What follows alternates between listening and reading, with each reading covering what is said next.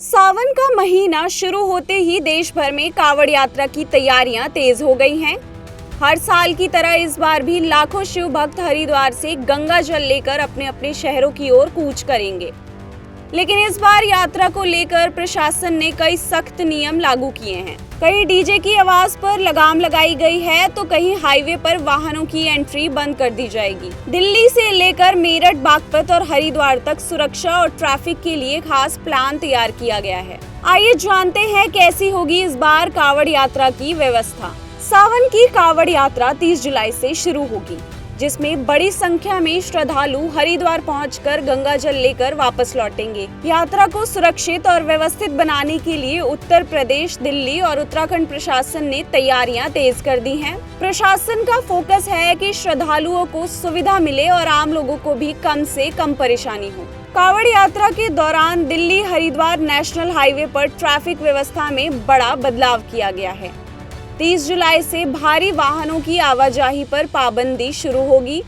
वहीं 4 अगस्त से 12 अगस्त तक दिल्ली हरिद्वार हाईवे और गंगा नहर पटरी मार्ग पर सभी वाहनों की आवाजाही पूरी तरह से बंद रहेगी।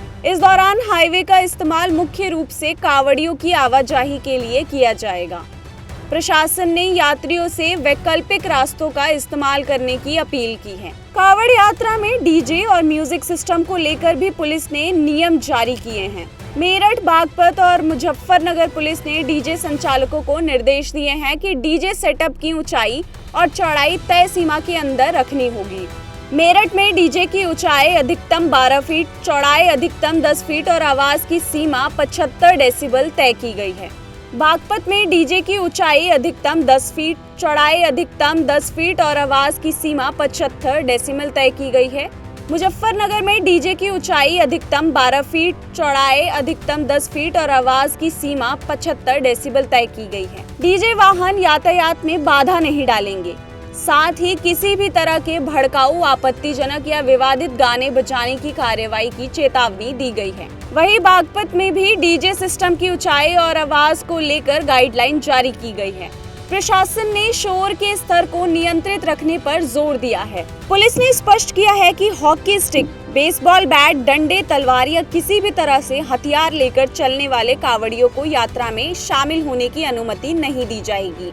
इसके अलावा 2 पहिया वाहनों में मॉडिफाइड साइलेंसर, प्रेशर हॉर्न और अत्यधिक शोर पैदा करने वाले अन्य उपकरणों के इस्तेमाल पर भी पूरी तरह पाबंदी लगा दी गई है। कावड़ यात्रा के दौरान सुरक्षा व्यवस्था को मजबूत करने के लिए सीसीटीवी और कंट्रोल रूम से निगरानी की जाएगी। मेरठ में कावड़ मार्ग पर बड़ी संख्या में कैमरों के जरिए निगरानी की योजना बनाई गई है। पुलिस सोशल मीडिया पर भी नजर रखेगी ताकि अफवाहों को फैलने से रोका जा सके। दिल्ली में भी कावड़ शिविरों में 24 घंटे सुरक्षा, साफ सफाई, बिजली, पानी और मेडिकल सुविधाएं उपलब्ध कराने की तैयारी है। लंबे समय पर निकलने वाले शिव भक्तों के लिए रास्तों में मेडिकल सुविधाओं का इंतजाम किया जा रहा है। कई जिलों में अस्थायी मेडिकल कैंप, एम्बुलेंस और स्वास्थ्य कर्मियों की तैनाती की जा रही है ताकि किसी भी आपातकालीन स्थिति में तुरंत मदद पहुंचाई जा सके।